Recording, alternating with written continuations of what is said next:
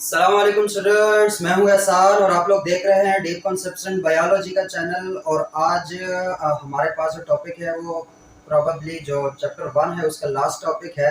लेकिन लास्ट तो है, लेकिन काफ़ी इंपॉर्टेंट टॉपिक है। इंपॉर्टेंट इन द सेंस कि एक तो एग्जाम के पॉइंट ऑफ व्यू से भी काफ़ी इंपॉर्टेंट है, और एक हमारे पास एमडी कैड ये जो इंटी टेस्ट जितने भी हैं उसके हवाले से बड़ा कॉन्सेप्चुअल और इसमें से अमूमन जो है ना वो क्वेश्चन आते रहते हैं। तो टॉपिक हमारा क्या है? टॉपिक है हमारे पास क्या है, प्रोकैरियोट्स और जो यूकैरियोट्स हैं इनमें डिफरेंस क्या है। जो प्रोकैरियोटिक सेल है और जो यूकैरियोटिक सेल है, इन दो सेल्स में बेसिकली क्या डिफरेंसेस है। मतलब बुक में बहुत कम लिखे हुए, लेकिन कहीं ना कहीं मतलब स्कैटर्ड पड़े हुए हैं। कुछ बैक्टीरिया के चैप्टर में लिखे हुए हैं, कुछ जो है फंजाई के चैप्टर में है, कुछ हमारे पास पहले चैप्टर में है, कुछ ऐसे हैं जो यहाँ पे नहीं है, लेकिन वो इंट्री टेस्ट के हवाले से थोड़ा कॉन्सेप्चुअल होते हैं। तो वो चीज़ें जो है वो सारों को हम कोशिश करेंगे कि एक ही लेक्चर में जितने भी डिफरेंसेस हैं, एक कंप्लीट लेक्चर, चाहे उसमें कोई शॉर्ट क्वेश्चन आए तब भी हमारे पास ये जो 7 9 10 डिफरेंसेस हम डिस्कस करेंगे, उनमें से कुछ जहन में हो। अगर लॉन्ग क्वेश्चन आ जाए तो इस पर बंदा पूरे शीट भी भर सकते हैं। वो पूरा जो आपको मिलता है ना पेपर के लिए एग्जाम शीट्स, तो वो पूरा एक टॉपिक पे बंदा भर सकते है, इसमें बंदा इतना कुछ लिख सकता है। तो आज हमारा जो टॉपिक होने वाला है वो है कि the differences between prokaryotes and eukaryotes, या फिर the differences between prokaryotic cell and eukaryotic cell. तो इन दोनों में क्या ऐसी डिफरेंसेस है जिसकी वजह से ये दोनों अलग अलग कैटेगरीज में फॉल करते हैं। तो चलो बिस्मिल्लाह करते हैं। सबसे पहले हमारे पास हमने जो प्रो या यूकैरियोटिक है इस वर्ड को समझना है। जब हमें वर्ड की समझ आ जाए, जब इस लफ्ज़ की समझ आ जाए, तो फिर उसके बाद चीज़ें जो है ईजी हो जाती है सब कुछ। बायो में ये एक है, बायोलॉजी का है जो साइंटिफिक फील्ड का, इनका यही फ़ायदा होता है कि उसके वर्ड में जो ना काफ़ी सारे उनकी डेफिनेशन और उनका कॉन्सेप्ट जो है वो लफ्ज़ में, जो बायो का जो लफ्ज़ होता है उसी में छुपे होते हैं। जैसे ग्लाइकोलाइसिस, जैसे respiration, cellular respiration, bio energetics, biology, उसके अलावा जितने भी वर्ड्स हैं, जैसे यहाँ पे प्रोकैरियोट, यूकैरियोट, तो ये जो ग्लूकोन्यूजेनेसिस है, ग्लाइकोन्यूजेनेसिस है, तो ये सारी चीज़ें अब नाम से ही अगर हमने नाम को उनको पढ़ लिया, उनको समझ लिया किसका, तो थोड़ा तकरीबन सारा कॉन्सेप्ट नाम से ही क्लियर हो जाता है। तो यहाँ पर भी वर्ड है प्रोकैरियोट्स और यूकैरियोट्स, या प्रोकैरियोटिक और यूकैरियोटिक। मैं बात शुरू करता हूँ प्रो से। किससे? प्रोकैरियोटिक, ऐसे ही। अब ये ग्रीक वर्ड्स हैं, देखो, चाहे यूकैरियोट्स हो या प्रोकैरियोट्स हो, कौन से हैं? ग्रीक वर्ड है। अब यहाँ पे देखो, दो मैंने इसको दो सिलेबल में डिवाइड कर दिया। प्रो का मतलब क्या होगा? प्रो का मतलब होगा बिफोर, पहले। मतलब किस चीज से पहले? ये जो आगे चीज आएगी इससे पहले वाली कोई चीज है। तो प्रो, बिफोर। कैरियोन, कैरियोन जो है एक किसे कहते हैं? कैरियोन हमारे पास न्यूक्लियस को बोलते हैं, न्यूक्लियाई को बोलते हैं। किसको बोलते हैं? न्यूक्लियस को। तो प्रोकैरियोटिक या प्रोकैरियोन का मतलब क्या होगा? Before nucleus. क्या? Before nucleus. क्या मतलब बिफोर न्यूक्लियस के? मतलब ऐसे सेल्स जिसमें न्यूक्लियस के एवोल्यूशन से पहले की कोई चीज हुई। मतलब ये एक एवोल्यूशन को भी डिफाइन कर रहा है कि मतलब जो न्यूक्लियस है वो चीज बाद में आई है, उससे पहले हमारे पास कुछ और तरह के ऑर्गेनिज्म है जिसमें न्यूक्लियस नहीं था। जिसमें न्यूक्लियस नहीं था, मतलब न्यूक्लियस से पहले की क्या दुनिया थी, न्यूक्लियस से पहले क्या था, वो हमारे पास होगा प्रोकैरियोट।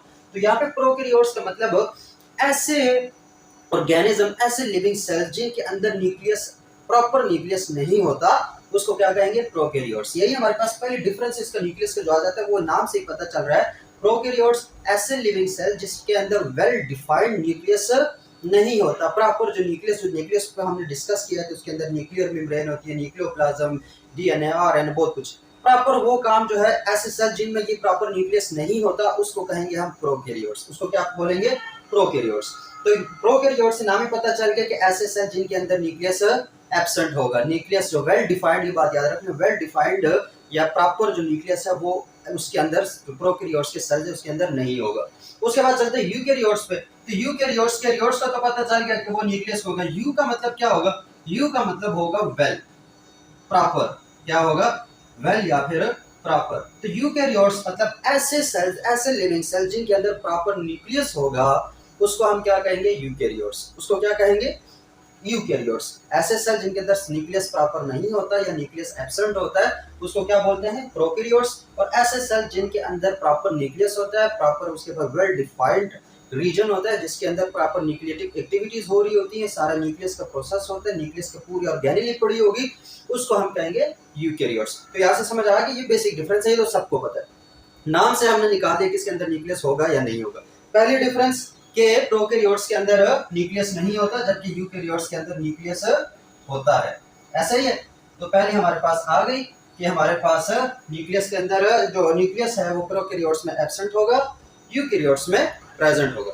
ये तो यहाँ पे हो गया, ये तो चलो हम यहाँ पे कर देंगे एब्सेंट। अब थोड़ा सा जो है इसको समझो कि अगर बिल्कुल ये एक सेल है, बैक्टीरिया का एक सेल है, उसके अंदर अगर न्यूक्लियस नहीं है तो वो फिर जो न्यूक्लियस वाली एक्टिविटीज है, क्योंकि ब्रेन ऑफ द सेल होता है, हम यही कहते हैं, तो जब उसके अंदर न्यूक्लियस ही नहीं है तो फिर वो परफॉर्म कैसे करता है? तो उसके अंदर न्यूक्लियस नहीं होता, लेकिन एक रीजन होती है जिसके अंदर, मतलब न्यूक्लियर मेम्ब्रेन तो नहीं है, लेकिन थोड़ी सी एक रीजन है जहाँ पे क्रोमोसोम पड़ा होगा। क्रोमोसोम क्या होगा? पड़ा होगा, मतलब उसके अंदर न्यूक्लियर मेम्ब्रेन नहीं है, बाकी चीजें नहीं है, लेकिन उसके अंदर क्रोमोसोम पड़ा हुआ है। उस रीजन को, प्रोकैरियोट्स के अंदर की बात मैं कर रहा हूँ, उस रीजन को जिसके अंदर ये हमारे पास डीएनए या क्रोमोसोम बैक्टीरिया का पड़ा होगा, उसको कहेंगे न्यूक्लियाइड रीजन। उसको क्या बोलेंगे? Nuclide reason. तो प्रोकैरियोट्स में अगर न्यूक्लियस नहीं होता तो न्यूक्लियस की जगह क्या होता है? न्यूक्लियाइड रीजन होता है। ये एमसीक्यू के हवाले से, कॉन्सेप्ट के हवाले से काफी इंपॉर्टेंट है कि न्यूक्लियाइड रीजन किस में होगा हमारे पास? प्रोकैरियोट्स में। अगर उनमें न्यूक्लियस नहीं है तो उनकी जगह उस न्यूक्लियस की जगह क्या होगा? उसके पास न्यूक्लियाइड रीजन होगा, जिसके अंदर उनका जो इन्फॉर्मेशन है, जेनेटिक इन्फॉर्मेशन है, वो पड़ी होगी। सही है, एक ये डिफरेंस हो गया। फिर ये जो न्यूक्लियोलस है, क्या है हमारे पास? न्यूक्लियोलस, देखो न्यूक्लियस के अंदर की एक रीजन है, तो वो हमारे पास न्यूक्लियाइड रीजन के अंदर वो सब कुछ होता है, प्रॉपर न्यूक्लियोलस नहीं होता। ये बात भी न्यूक्लियस के हवाले से इंपॉर्टेंट है कि प्रोकैरियोट्स में न्यूक्लियोलस नहीं होता, जबकि यूकैरियोट्स में न्यूक्लियोलस होता है। जो प्रोकैरियोट्स में न्यूक्लियोलस वाली एक्टिविटीज, राइबोसोम्स की फॉर्मेशन वाली एक्टिविटीज है, वो इस साइटोप्लाज्म के अंदर सब कुछ उनका हो रहा होता है। तो पहला डिफरेंस हमारे पास क्या आ गया? न्यूक्लियस का। प्रोकैरियोट्स में नहीं होता, यूकैरियोट्स में होता है। अगर प्रोकैरियोट्स में नहीं होता तो उनकी जगह, न्यूक्लियस की जगह क्या होगा? न्यूक्लियाइड रीजन होगा। ठीक हो गया? तो एक ये बात हो गई। उसके बाद इसी प्रोकैरियोट्स और यूकैरियोट्स की अगर हम बात करें कि कहां कहां पर है, तो लाइफ के अगर हम डोमेन्स की बात करें, देखिए पहले एक लिविंग ऑर्गेनिज्म होता है। क्या होता है? Living organism. उसके आगे से 3 डोमेन्स हैं। कितनी डोमेन्स हैं? 3। एक हमारे पास क्या होता है? एक हमारे पास होता है यूबैक्टीरिया, पहले इसको बोल देते हैं आर्की। एक हमारे पास आर्की है, एक हमारे पास बैक्टीरिया है, और एक हमारे पास यूकैरियोट्स है। यूकैरियोट्स, बेसिकली ये 3 डोमेन है। इनमें से जो पहले 2 डोमेन है ना, ये दोनों बिलोंग करेंगे प्रोकैरियोट्स से। ये दोनों क्या है हमारे पास? प्रोकैरियोट्स है। इसके अलावा जितने भी तुम लोगों को याद आते हैं वो सारे क्या होंगे हमारे पास? यूकैरियोट्स। बैक्टीरिया के अंदर भी अगर हम बात करें तो क्या है हमारे पास? एक बैक्टीरिया होते हैं। क्या होते हैं? बैक्टीरिया। एक होते हैं साइनोबैक्टीरिया, दूसरे क्या होते हैं? साइनोबैक्टीरिया, फोटोसिंथेटिक बैक्टीरिया जिसे बोलते हैं। तो बैक्टीरिया और आर्की जो है ये हमारे पास होंगे, कौन से वाले होंगे? ये हमारे पास होंगे प्रोकैरियोट्स। इनके अलावा जो भी तुम लोगों ने कहीं देखा या सुना है वो हमारे पास क्या होगा? वो हमारे पास होगा यूबैक्टीरिया। उनका प्रॉपर एक सेल के अंदर क्या होगा? वो यूबैक्टीरिया क्या रहा? यूकैरियोट्स होंगे, वो प्रॉपर उनका न्यूक्लियस होगा। तो ये चीज होगी किसमें क्या आएंगे? प्रोकैरियोट्स में। बेसिकली आर्की के बारे में इतने लोग ज्यादा नहीं जानते, लेकिन ये भी है। लेकिन बैक्टीरिया में बैक्टीरिया और साइनोबैक्टीरिया ये सारे प्रोकैरियोट्स हैं। इसके अलावा जितने भी लिविंग ऑर्गेनिजम्स हैं वो सारे क्या है? यूकैरियोट्स हैं। वो सारे क्या हमारे पास? यूकैरियोट्स हैं। तो पहला डिफरेंस हमने देख लिया डिटेल में। उसके बाद जाते हैं दूसरे डिफरेंस के पास। दूसरा डिफरेंस क्या है? दूसरा डिफरेंस भी अब न्यूक्लियस से रिलेटेड है। पहले हमारे पास क्या? न्यूक्लियस इसमें एब्सेंट है। इसमें क्या है? एब्सेंट है। प्रोकैरियोट्स में न्यूक्लियस प्रेजेंट है। बाकी जो चीजें थी वो मैंने बता दी, वो साथ नोट डाउन कर लो, वीडियो को पास करके नोट डाउन कर लिया करो, ताकि चीजें बाद में भूल ना जाए, प्रॉपर लेक्चर के तौर पर। इसमें ये एब्सेंट है, उसमें प्रेजेंट है। ठीक हो गया? अब आते हैं क्रोमोसोम्स पे। क्रोमोसोम्स भी दोनों में डिफर कर सकते हैं। कैसे डिफर करेंगे? अमूमन जो बैक्टीरिया होता है उसके अंदर सिर्फ एक ही क्रोमोसोम होगा। कितने क्रोमोसोम होंगे? एक ही क्रोमोसोम होगा, ज्यादा क्रोमोसोम उसके अंदर नहीं होते। और वो एक क्रोमोसोम भी सर्कुलर क्रोमोसोम होगा। मतलब आम हमारे वाला तो लीनियर है ना, तो जो बैक्टीरिया के अंदर होगा वो सर्कुलर क्रोमोसोम होगा। प्लाज्मिड की मैं बात नहीं कर रहा, प्लाज्मिड एक अलग से है, वो एक्सेसरी डीएनए है। जो मेन उनका जो जेनेटिक इंफॉर्मेशन कैरी करने वाला क्रोमोसोम है वो भी अमूमन क्या है? सर्कुलर क्रोमोसोम है। इस चीज को याद रखो। क्रोमोसोम प्रोकैरियोट्स में क्या है? सर्कुलर है। एक तो सर्कुलर होगा और उसके बाद 1 होता है, एक ही क्रोमोसोम होता है जो कि सर्कुलर होता है। हमारे अंदर लीनियर क्रोमोसोम होता है। क्या होता है? लीनियर क्रोमोसोम होता है, और साथ में मोर देन 1 होंगे। मोर देन क्या होंगे? 1 होंगे। एक से ज्यादा क्रोमोसोम होंगे। जैसे अगर हम अपनी बात करें तो हमारे अंदर 46 क्रोमोसोम्स है। ऐसे फॉर्म्स इसके अंदर हजारों में, किसी में 500 में, किसी में 6 है, किसी में 8 है। लेकिन यूकैरियोट्स मोर देन 1 क्रोमोसोम उसके अंदर होगा और लीनियर होगा। जबकि प्रोकैरियोट्स में जो क्रोमोसोम होगा वो एक ही क्रोमोसोम होगा, जो जेनेटिक इंफॉर्मेशन कैरी करने के लिए डीएनए होगा वो एक ही होगा, और एक के साथ साथ भी वो क्या होगा हमारे पास? सर्कुलर होगा। ठीक हो गया? क्या होगा? सर्कुलर। ये मेन डिफरेंसेस है। इसमें जो प्रोकैरियोट्स में बाकी सारे सर्कुलर हैं, एक हमारे पास ऐसा बैक्टीरिया है, एक ऐसी क्लास है जिसके अंदर सर्कुलर डीएनए नहीं होता बल्कि लीनियर डीएनए है। एक्सेप्शन याद करो, एक वैसे मतलब इनमें सर्कुलर है, आम इसमें क्या होगा सर्कुलर होगा, लेकिन एक ऐसा हमारे पास क्लास है, एक ऐसी क्लास है जिसके अंदर लीनियर क्रोमोसोम है, लेकिन है वो हमारे पास प्रोकैरियोट। वो याद रखो, एमसीक्यू के हवाले से स्पायरोकीट्स का नाम सुना होगा। ये जो हमारे पास स्पायरोकीट्स होते हैं इनके अंदर लीनियर क्रोमोसोम होगा ये भी एक, लेकिन लीनियर क्रोमोसोम होगा। तो इसको मैं कैसे करूंगा, all prokaryotes have one circular chromosome except spirochetes which have one linear chromosome। तो स्पायरोकीट्स के अलावा सारे इनमें सर्कुलर होंगे। क्या होंगे इसमें, सर्कुलर होंगे। वन तो इसमें मोर देन वन, ये डिफरेंसेस हैं, लेकिन प्रोकैरियोट्स में बाकी सारे, चाहे इशरिकिया कुलाई है, स्ट्रेप्टोकोकस है, जितने भी तुम लोगों के बैसिलस हैं, जो भी स्पायरोकीट्स के अलावा जितने भी हमारे पास प्रोकैरियोट्स हैं, जितने भी हमारे पास बैक्टीरिया है, उसके अंदर सर्कुलर डीएनए है या सर्कुलर क्रोमोसोम है। तो सर्कुलर क्रोमोसोम हो गया। और एक्सेप्ट किसके, ये चीज एमसीक्यू के वाले से इंपॉर्टेंट है क्योंकि ये जो एक्सेप्शंस आते हैं ये काफी होती है। अब वैसे हमने सुना होता है कि सर्कुलर क्रोमोसोम होता है, लेकिन स्पायरोकीट्स में क्या होगा, स्पायरोकीट्स में हमारे पास ये होगा लीनियर क्रोमोसोम होगा। जैसे हमारे पास इनमें लीनियर क्रोमोसोम होता है, इनमें भी लीनियर क्रोमोसोम है, लेकिन इसमें सिर्फ एक ही होगा। क्या होगा, एक ही होगा। तो ये डिफरेंसेस भी होंगे कि क्रोमोसोमिंग का कैसा है। अब आगे देखिए, इसमें हम साथ साथ अभी डिस्कस करेंगे कि इसके साथ और क्या क्या प्रॉपर्टी जुड़ सकती है। अगला अगर हम देखें जीनोम का, जीनोम मतलब इनका जो डीएनए है, जिनके अंदर जीन्स प्रेजेंट होती है, जिसमें डिफरेंट इंफॉर्मेशन होती है, वो जीनोम जो है, वो जो इनका डीएनए है, ये क्रोमोसोम और जीनोम को बाज़ाफ़ा एक ही पॉइंट में लिखा जा सकता है। तो अगर इनका डीएनए देखें तो इनका जो प्रोकैरियोट्स का जो डीएनए है, ये प्रोकैरियोट्स का सिर्फ डीएनए होता है, ओनली डीएनए। जीनोम में अगर इसकी बात करें तो प्रोकैरियोट्स में सिर्फ और सिर्फ डीएनए है।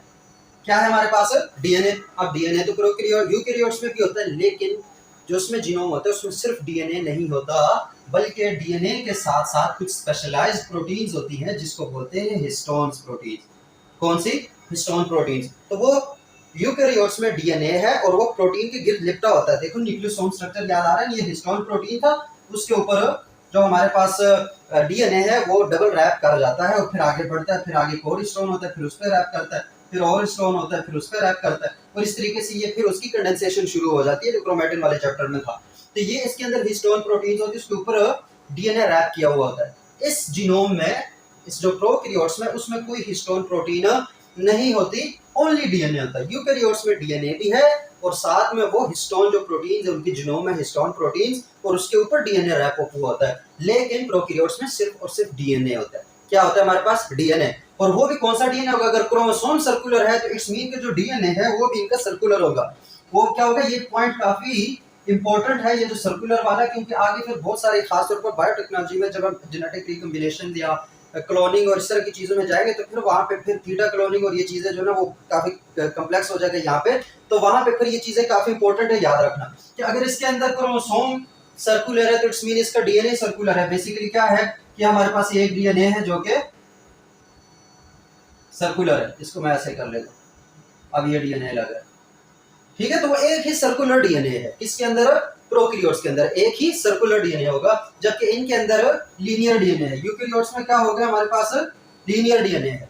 एक तो लीनियर डीएनए है, ऊपर से हिस्टोन के गिर रैप अप हुआ होता है। इसके अंदर सिर्फ डीएनए होता है और वो भी सर्कुलर फॉर्म में होता है। वो भी किस फॉर्म में होता है, सर्कुलर फॉर्म में होता है। एक बात ये, दूसरी बात ये जो कि लिंक करेंगे हमारे पास डायरेक्टली इसके साथ, इस पॉइंट के साथ, यहाँ पर आके फिर हम उसको डिस्कस करेंगे सेल डिवीजन के साथ। वो पॉइंट मैं यहाँ पे बता देता हूँ कि हमारे पास जो प्रोकैरियोट्स होते हैं, इनका जो डीएनए है या जो इनका क्रोमोसोम होता है वो सिंगल क्रोमोसोम होते हैं ना, ऐसे, ठीक है। जबकि हमारे अंदर या जो यूकैरियोट्स है उनके अंदर डबल क्रोमोसोम होंगे, ठीक है। एक अम्मा की तरफ से आएगा, एक बाबा की तरफ से आएगा।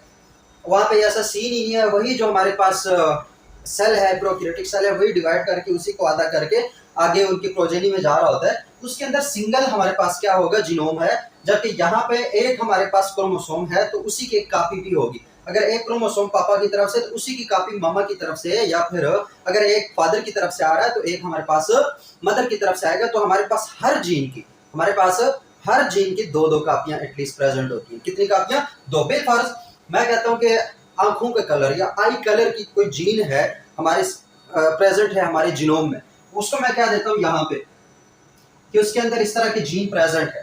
तो अब अगर ये जीन है और ये ब्राउन आईज बना रहा है, पापा या जो फादर है उसके पास जो जीन है वो ब्राउन आइज के लिए, लेकिन मदर की वाली जो है वो ब्लैक आइज कर देता हूँ, क्या है उसके पास जो जीन्स हैं वो ब्लैक आइज। अब आगे जेनेटिक्स है कि इसमें की सिलेक्शन होगी तो फिर उसके बच्चे में उस तरह का हमारे पास कलर आएगा आंखों का। लेकिन बताने का मकसद यहाँ पे ये है कि अगर इस आंखों के कलर की बात करें या इस जीन एक स्पेसिफिक जीन जो कि स्पेसिफिक प्रोटीन्स बनाता है, स्पेसिफिक एंजाइम्स बनाता है, तो हर जीन की यूकेरियोट्स में एक कॉपी भी प्रेजेंट होती है। इसका कॉन्सेप्ट कहते हैं जो अल्टरनेटिव फॉर्म ऑफ जीन जिसे बोलते हैं अलील। तो अलील हमारे पास यूकेरियोट्स में होते हैं, प्रोकैरियोट्स में अलील्स का कोई सीन नहीं, वहां पे एक के लिए बस एक ही जीन होगा, ठीक है। अगर कोई एक कैरेक्टरिस्टिक है, कोई एक ट्रेट है, तो उसके लिए बस एक ही जीन प्रेजेंट है प्रोकैरियोट्स में, जबकि यूकेरियोट्स में एक ही कैरेक्टर के लिए, एक ही ट्रेट के लिए, एक ही खूबी के लिए, एक एंजाइम के फॉर्मेशन के लिए, जो भी नाम तुम दे दो, उनमें उसके लिए दो अल्टरनेटिव फॉर्म ऑफ जीन होंगे। मतलब जब बच्चा बन जाए, ज़ायगोट बन जाए, तो उसके बाद फिर वो डिसाइड हो जाता है कि कौन सा वाला एक्टिवेट होगा, कौन सा रिप्रेस होगा, कौन सा डोमिनेंट होगा। लेकिन होती उसके पास दो कापियां किसी भी ट्रेट के लिए। एक जो हमारे पास यूकेरियोट्स है उसमें दो कापियां होती हैं, क्योंकि उनमें सेक्सुअल रिप्रोडक्शन म्यूसिस वगैरह होती है, तो उसकी वजह से हमारे पास जो हैप्लॉइड सेल्स हैं वो एक मॉम की तरफ से, मतलब एक मदर से आते हैं, एक फादर से आते हैं, दोनों फिर दोबारा से ज़ायगोट उनका बनता है, तो वो उसकी वजह से जो जीन्स की कापियां हैं वो अलग अलग आ जाती हैं। तो हर ट्रेट के लिए दो दो कापियां होती है, जिसको कहते हैं अलील। तो वो जो अलील है, जो अलील वाला कॉन्सेप्ट है, वो यूकेरियोट्स में है, प्रोकैरियोट्स में अलील वाला कॉन्सेप्ट नहीं है। What is allele? Allele is an alternative form of gene, कि अगर एक जीन है तो उसका एक अल्टरनेटिव फॉर्म भी होगा, मतलब उसकी कापी होगी। एक जीन है, एक उसकी कापी है, एक उसकी फोटोकॉपी है, तो उनमें से कोई एक यूज होगा, कोई एक हमारे पास पड़ा होगा जो जनरेशन टू जनरेशन रन कर रहा होता है, तो वो अलील है। वो कंसेप्ट जो है वो भी यूकेरियोट से रिलेटेड है, वो हमारे पास प्रोकैरियोट से रिलेटेड नहीं है। बाकी चीजों को हम समझेंगे जब हम जेनेटिक्स स्टार्ट करेंगे, इनहेरिटेंस वाला जो चैप्टर है जो वो स्टार्ट करेंगे, तो इस चीज को हम वन बाय वन इंशाल्लाह समझेंगे। यहाँ पे ये याद रखो डिफरेंसेस में कि अलील वाला डिफरेंस भी इनके जीनोम में आ जाता है। सही हो गया। यहाँ पे वहां लिखने के लिए तुम लोगों के कंसेप्ट के लिए मैं बता रहा हूँ कि तुम लोग अगर इससे रिलेटेड कोई क्वेश्चन आ जाए अलील से रिलेटेड, तो पता होना चाहिए कि ये सिर्फ यूकेरियोट्स में हो सकता है, प्रोकैरियोट्स में नहीं है। बाकी डिफरेंसेस लिखने के लिए वहां ये बहुत है कि इसमें सिर्फ डीएनए है तो उसमें डीएनए और हिस्टोन होते हैं। इसके अगर इस तरीके से भी कह सकूं तो क्योंकि इसके अंदर एक ही कॉपी है, ठीक है, तो इस सेंस में ये हमारे पास हैप्लॉइड होते हैं क्योंकि इसके अंदर एक ही है। इसमें क्योंकि दो कापियां होती है तो इसको हम डिप्लॉइड बोल सकते हैं। क्या बोल सकते हैं? डिप्लॉइड। तो इस वजह से मैं इसको कह सकता हूं कि प्रोकैरियोट्स जो है वो हैप्लॉइड क्रोमोसोम होता है, जबकि यूकेरियोट्स डिप्लॉइड क्रोमोसोम होते हैं। किस सेंस में? इस वाले सेंस में, क्योंकि उनमें सिंगल जीन होता है, जबकि यूकेरियोट्स में एक जीन है और उसी की कॉपी है। तो दो हमारे पास बेसिकली एक ही ट्रेट के दो जीन प्रेजेंट हो सकते हैं। तो हमारे पास इस सेंस में क्या, इसको हैप्लॉइड और डिप्लॉइड क्रोमोसोम भी हम बोल सकते हैं। तो ये बात भी हो गई। उसके बाद चलते हैं हम नेक्स्ट जो कैरेक्टरिस्टिक है, और नेक्स्ट क्या है हमारे पास, ये समझ आ गई। जीनोम क्या है? इसमें सिर्फ डीएनए होता है, उसमें डीएनए और हिस्टोन प्रोटीन्स होती हैं, जबकि प्रोकैरियोट्स में कोई हिस्टोन प्रोटीन नहीं होती। अगला हमारे पास मेन है और इजी है, जो बुक्स में हर जगह लिखा होता है, बच्चों को ज्यादातर पता है, वो है मेम्ब्रेन बाउंड ऑर्गेनेल्स। क्या है हमारे पास? Membrane bound organelles. अब यहाँ पे मेम्ब्रेन बाउंड क्यों कहा? क्योंकि ऐसे ऑर्गेनेल्स जो कि यूकेरियोट्स और प्रोकैरियोट्स दोनों में है, लेकिन वो मेम्ब्रेन बाउंड नहीं है। जबकि जो मेम्ब्रेन बाउंड ऑर्गेनेल्स है, ऐसे ऑर्गेनेल्स जिसके अंदर प्रॉपर मेम्ब्रेन है, वो सिर्फ और सिर्फ यूकेरियोट्स में होते हैं। मेम्ब्रेन बाउंड ऑर्गेनेल्स प्रोकैरियोट्स में नहीं होते, मतलब इसको एब्सेंट क्या देता हूं, क्या बोल देता हूं? एब्सेंट। जबकि यूकेरियोट्स में प्रेजेंट होते हैं।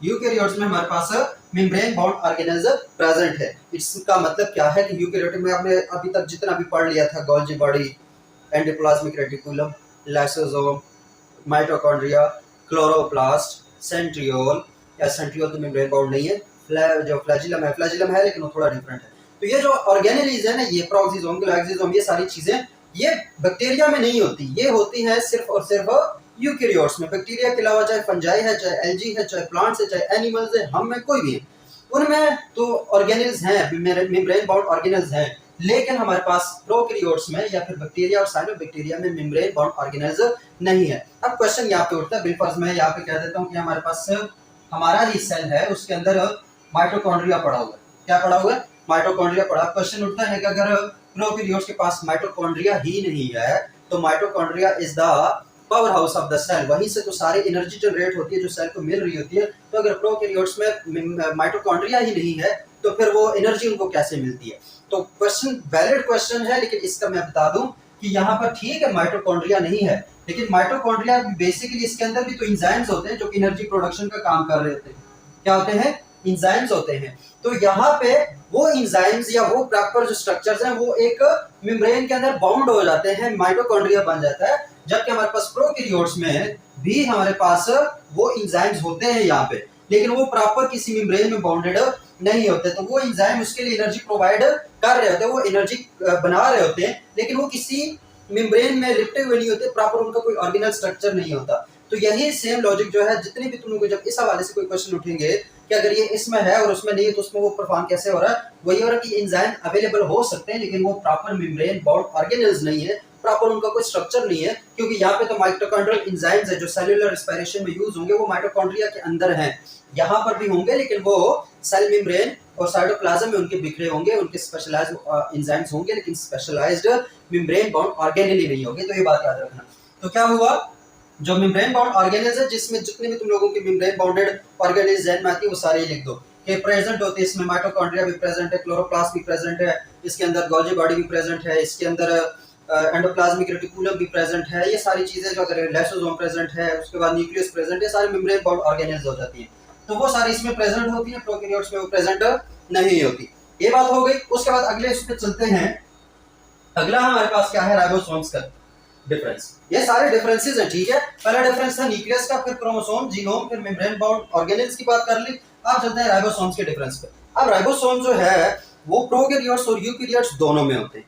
क्या राइबोसोम्स दोनों में अवेलेबल है, लेकिन दोनों में जो स्ट्रक्चरल जो डिफरेंस है वो प्रेजेंट है। मतलब कि जो यूकैरियोटिक राइबोसोम्स है उनका स्ट्रक्चर जो है ना वो थोड़ा सा डिफरेंट है, प्रोकैरियोट्स का जो हमारे पास राइबोसोम्स है वो थोड़े से डिफरेंट है। Different in the sense of centrifugation, ये चीज है ना सेडिमेंटेशन या स्वेटबर्ग यूनिट के हवाले से ही वो डिफरेंट है, मास के हवाले से डिफरेंट है, उनके सेडिमेंटेशन रेट जो है उसके हवाले से थोड़े से डिफरेंट है।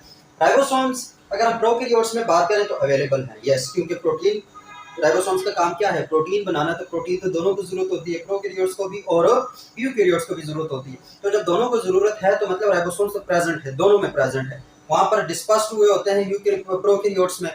यूकैरियोट्स में जो है वो एंडोप्लाज्मिक रेटिकुलम के साथ भी जुड़े हो सकते हैं, आउटर मेम्ब्रेन ऑफ न्यूक्लियस के साथ भी जुड़े हो सकते हैं, और साइटोप्लाज्म में जो है ना फ्रीली डिस्पर्स्ड भी हो सकते हैं, फैले हुए भी हो सकते हैं। तो ये बात तो है, प्रेजेंट जो राइबोसोम्स है वो दोनों में प्रेजेंट है।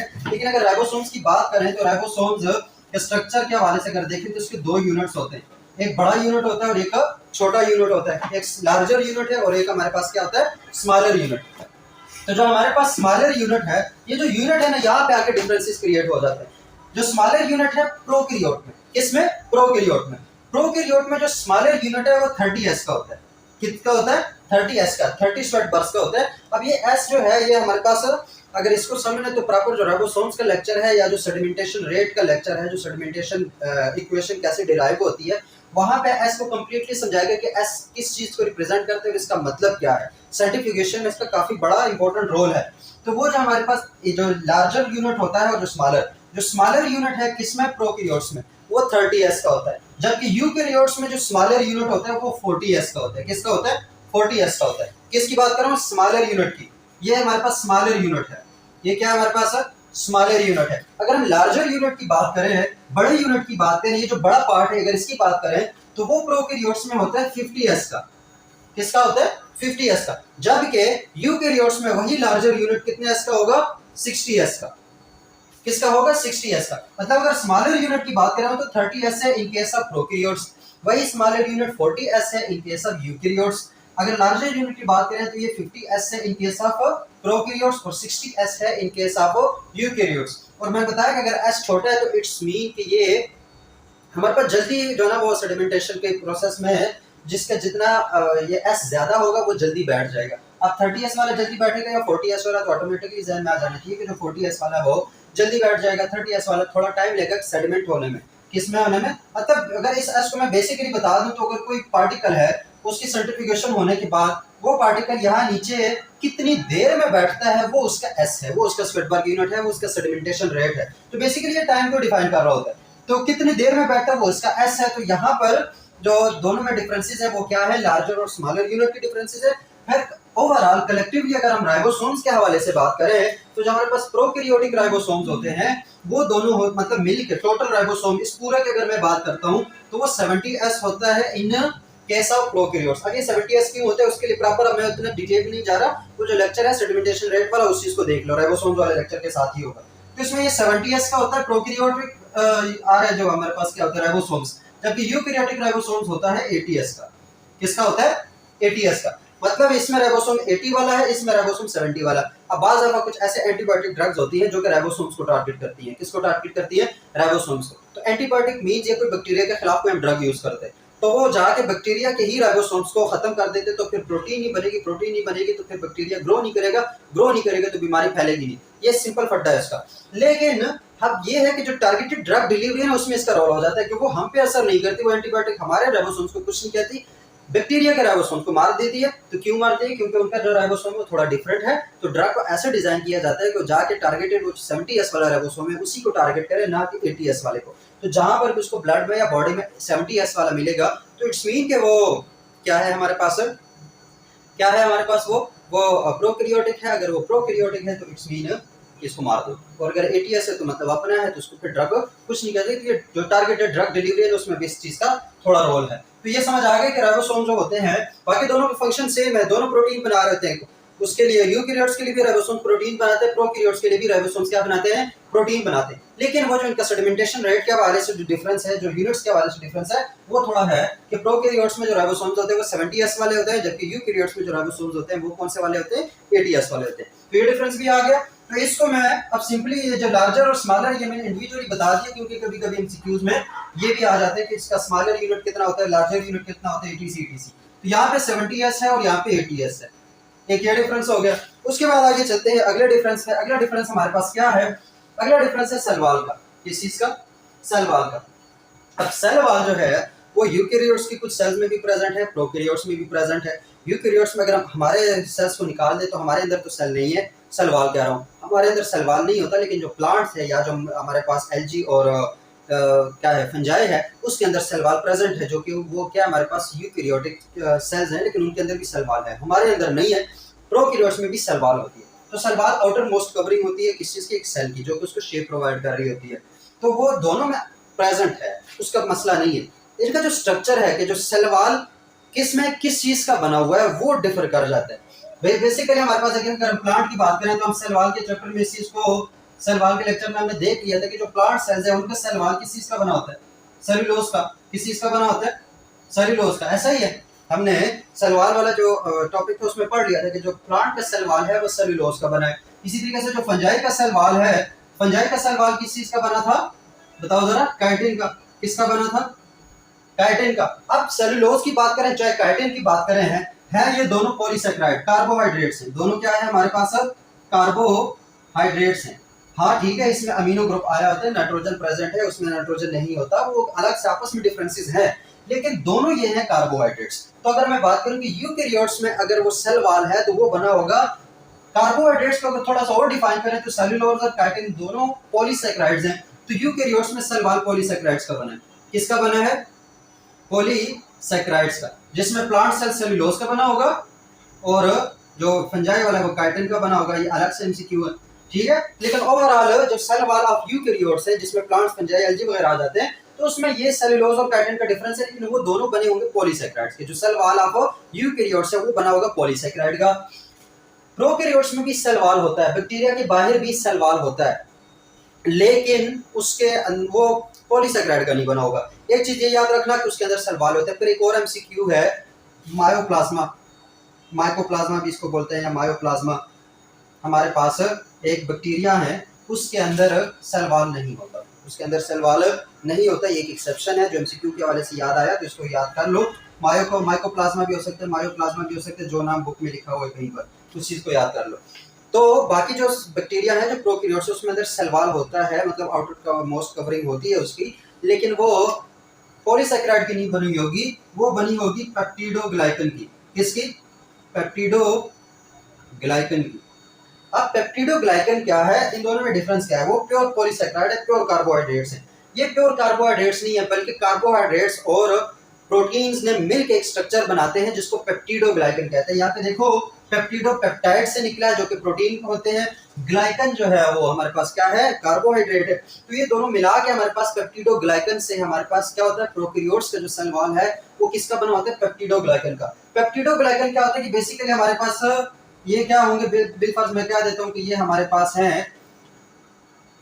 क्या है हमारे पास, ग्लाइकन है, कार्बोहाइड्रेट्स की चेन है। ये जो कार्बोहाइड्रेट की चेन है इनके आपस में ये क्या होंगे, जुड़े होंगे पेप्टाइड्स से। किससे, पेप्टाइड से, मतलब बीच में प्रोटीन की चेन्स होंगी ऐसे, और इस तरह का एक स्ट्रक्चर बनाएंगे। इसको कहेंगे पेप्टिडोग्लाइकन, या इसका एक और नाम है म्यूरिन। इसका एक और नाम क्या है, म्यूरिन। तो सेल वॉल ऑफ प्रोकैरियोट किस चीज का बना है, पेप्टिडोग्लाइकन का या फिर म्यूरिन का बना है। पेप्टिडोग्लाइकन क्या है, पेप्टिडोग्लाइकन में हमारे पास it is the conjugated molecule, ये कंजुगेटेड मॉलिक्यूल है जिसमें प्रोटीन और ग्लाइकन या जो कार्बोहाइड्रेट्स है वो दोनों मिलकर एक स्ट्रक्चर बनाते हैं। तो हमारे पास पेप्टिडोग्लाइकन है। यहाँ पे प्योरली कार्बोहाइड्रेट्स का, इसमें कोई प्रोटीन इन्वॉल्व नहीं होती। यूकैरियोट्स के सेल वॉल में कोई प्रोटीन इन्वॉल्व नहीं है। प्रॉपर्ली वो किसका बने होंगे, पॉलीसैकेराइड्स के या प्रॉपर्ली कार्बोहाइड्रेट्स के। प्रोकैरियोट्स की केस में वो carbohydrates plus proteins, carbohydrates plus proteins के वो बने होंगे।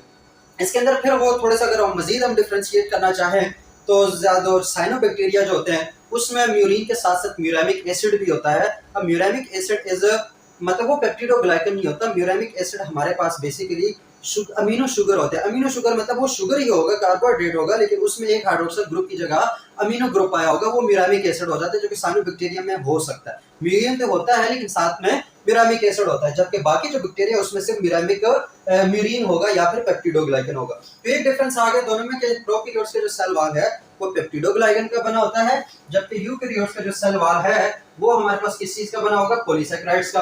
फिर मजीद उसको डिफाइन करना चाहे तो पॉलीसैकेराइड में भी जो सेलुलोज है वो प्लांट का सेल वॉल बनाते हैं और जो काइटिन है वो फंजाई का सेल वॉल बनाता है। ये चीज भी समझ आ गई। उसके बाद चलते हैं, इसका दूसरा नाम म्यूरिन ये वगैरह जो आजकल एमसीक्यूज के हवाले से, ये सारा जो मैं बता रहा हूँ ना, अब ये बुक में जो फेडरल बोर्ड की बुक है उसमें तो 4-5 लाइनें टोटल लिखी हुई है, लेकिन यह काफी important differentiate between prokaryotic and eukaryotic cell. तो ये जितना भी स्कैटर्ड है बुक में, थ्रू आउट द बुक जो इंफॉर्मेशन स्कैटर्ड है उसको हम एक ही जगह जोड़ रहे हैं। तो पेप्टिडोग्लाइकन या म्यूरिन का बना है, ठीक हो गया, ये बात भी आ गई। हम थोड़ा सा सेल वॉल पे आ गए। अब सेल वॉल की बाहर एक स्ट्रक्चर होती है, सेल वॉल हो गया, उसके साथ प्लाज्मा मेम्ब्रेन। अब प्लाज्मा मेम्ब्रेन दोनों में प्रेजेंट है, ठीक है। जो चीज एक में प्रेजेंट है एक में एब्सेंट है वो तो मैं लिख रहा हूँ कि एब्सेंट प्रेजेंट वगैरह वगैरह। अब कुछ चीजें हैं जो दोनों में प्रेजेंट है लेकिन उनका स्ट्रक्चरल डिफरेंस है, दोनों का स्ट्रक्चर जो है ना वो डिफर कर जाता है। जैसे हमारे पास प्लाज्मा मेम्ब्रेन है, प्लाज्मा मेम्ब्रेन प्रोकैरियोट्स में भी होता है, प्लाज्मा मेम्ब्रेन यूकैरियोट्स में भी होता है। तो जो हमारे पास डिफरेंसेस है वो कहाँ पे आते हैं, वो आते हैं, पहला डिफरेंस प्रोकैरियोट्स में हमारे पास प्लाज्मा मेम्ब्रेन के ऊपर रिसेप्टर होते हैं। क्या होते हैं, रिसेप्टर। अब रिसेप्टर क्या है, रिसेप्टर अगर मैं आसान लफ्जों में बता दूं तो एक सेल दूसरे सेल से कम्युनिकेट करने के लिए, बात करने के लिए, कम्युनिकेशन के लिए यूज करते हैं रिसेप्टर्स को। किसको, रिकॉग्निशन हो गया या कोई सिग्नल है वो आ गया, उसके मुताबिक सेल ने कोई काम करना है तो वो सिग्नल जो है ना वो रिसीव करता है थ्रू रिसेप्टर। थ्रू रिसेप्टर जैसे हम फोन उठाते हैं, अगर किसी की कॉल आई हुई है तो कॉल वो वेव्स के फॉर्म में आ रही है, ठीक है, रेस के फॉर्म में आ रही है, और यहाँ पे हमारे फोन के अंदर रिसेप्टर लगा होता है, रिसीवर जिसे कहते हैं, वो रिसीवर कर रहा होता है कॉल को और हम फिर सुन रहे होते हैं। इस तरीके से जो यूकैरियोट सेल है उसके प्लाज्मा मेम्ब्रेन के ऊपर क्या लगे होंगे, रिसेप्टर लगे होंगे। मतलब ये प्लाज्मा मेम्ब्रेन है उसके ऊपर रिसेप्टर लगे होंगे। ये जो रिसेप्टर का प्रॉपर काम क्या है, इम्यूनिटी वाले चैप्टर में तसल्ली से देखेंगे कि ये रिसेप्टर और ये कितने इंपॉर्टेंट है। या फिर जो एंडोक्राइन सिस्टम है, जो हमारे पास ग्लैंडुलर सिस्टम है जिसके अंदर सिग्नल ट्रांसडक्शन हो रही होती है, या एक सेल दूसरे सेल से कैसे कम्युनिकेट करता है, वो होता है with the help of receptors. वो क्या होता है, with the help of receptor. जैसे कि इम्यूनिटी के चैप्टर में अगर याद हो तो जब एक सेल के अंदर कोई एंटीजन आता है या जब वो सेल मरने वाला होता है, वो किसी मुश्किल में होता है तो वो हिस्टामिन रिलीज कर देता है। क्या रिलीज कर देता है, हिस्टामिन। वो हिस्टामिन जब किसी और मॉलिक्यूल के, किसी और सेल के पास आती है तो वो जो हिस्टामिन के रिसेप्टर है वो इस हिस्टामिन को रिसीव कर लेते हैं और उसके मुताबिक सेल जो है अपने अंदर फिर चेंजिंग कर लेता है कि ये जो बीमारी है मेरे अंदर भी ना आ जाए। तो वो रिसेप्टर जो है वो हमारे पास सिर्फ और सिर्फ जो यूकैरियोट्स है उसके अंदर होते हैं।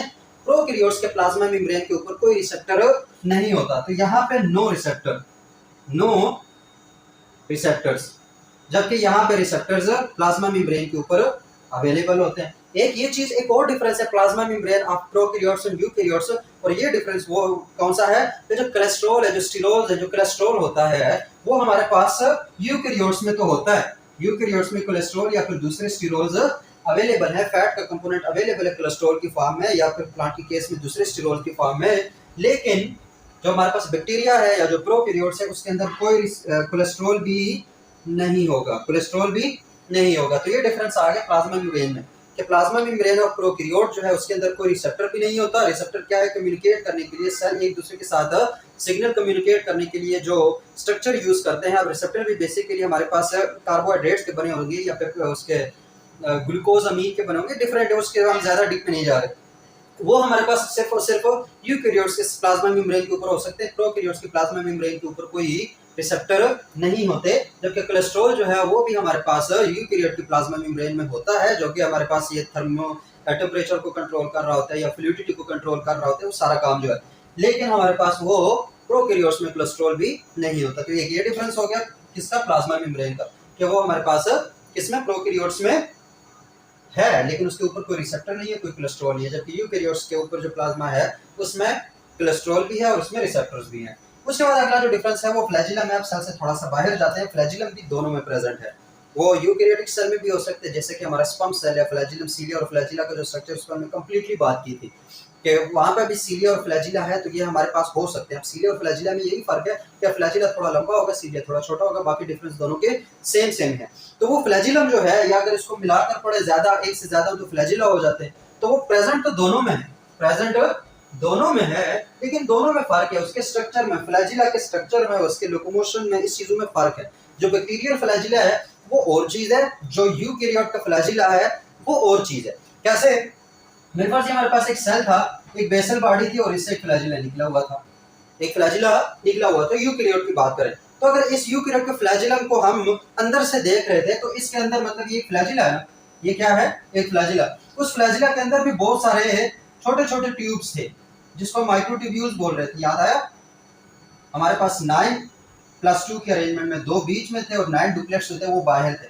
लेकिन छोटे छोटे और ट्यूब्स थे, मतलब एक ट्यूब के अंदर बहुत सारे और ट्यूब्स थे, ठीक है, जो किस चीज के बने थे, माइक्रोट्यूब्यूल्स के।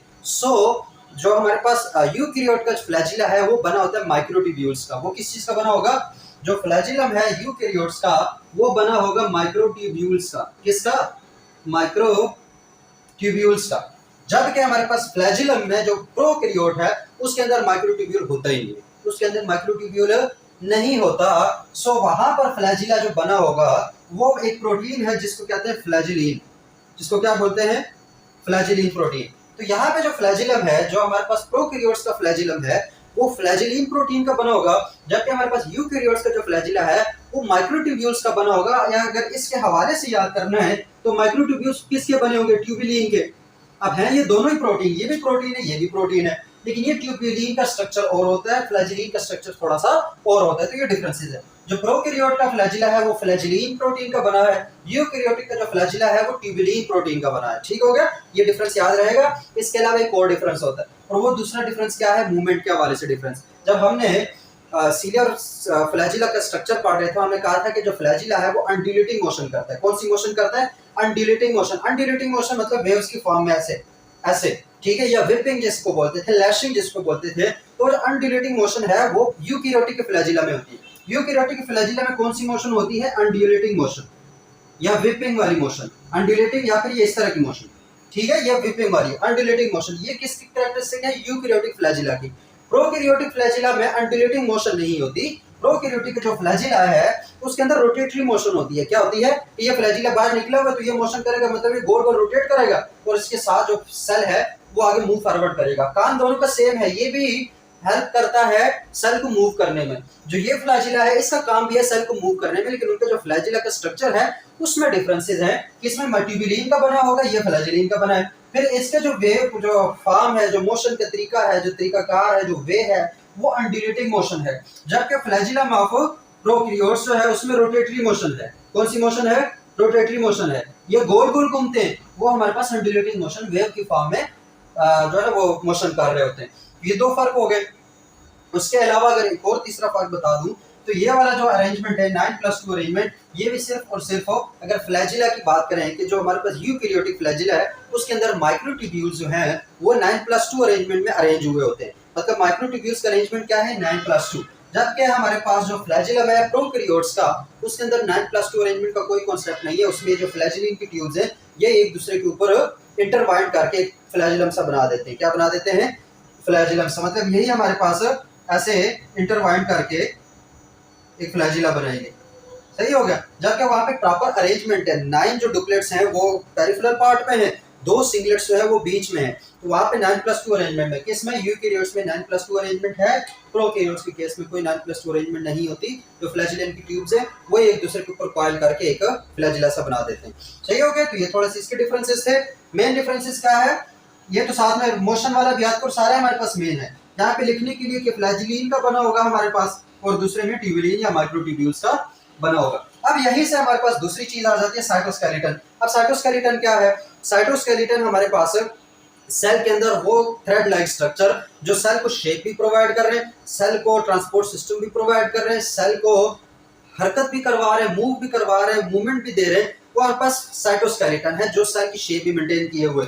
जैसे हमने कहा था कि अगर ये कोई सेल है तो उसके अंदर डिफरेंट थ्रेड लाइक स्ट्रक्चर होंगे जो कि इस सेल को उसने प्रॉपर शेप प्रोवाइड किया है, उसको क्या बोलते थे हम? साइटोस्केलेटन। उसके अंदर डिफरेंट कितने थे? 3 थे। एक एक्टिन फिलामेंट थे या माइक्रोफिलामेंट्स थे, दूसरे हमारे पास इंटरमीडिएट थे। क्या थे? इंटरमीडिएट फिलामेंट्स जिसमें वाइमेंटिन का बने थे। और तीसरे हमारे पास माइक्रोट्यूब्यूल्स थे। इनका तो अभी बात बता दे, माइक्रोट्यूब्यूल्स, इसको मैं माइक्रोफिलामेंट्स बोल देता हूँ। ये माइक्रोफिलामेंट्स जो कि एक्टिन के बने हुए थे। तो अब ये बेसिकली साइटोस्केलेटन की 3 टाइप्स है, माइक्रोफिलामेंट्स, इंटरमीडिएट फिलामेंट्स और माइक्रोट्यूब्यूल्स।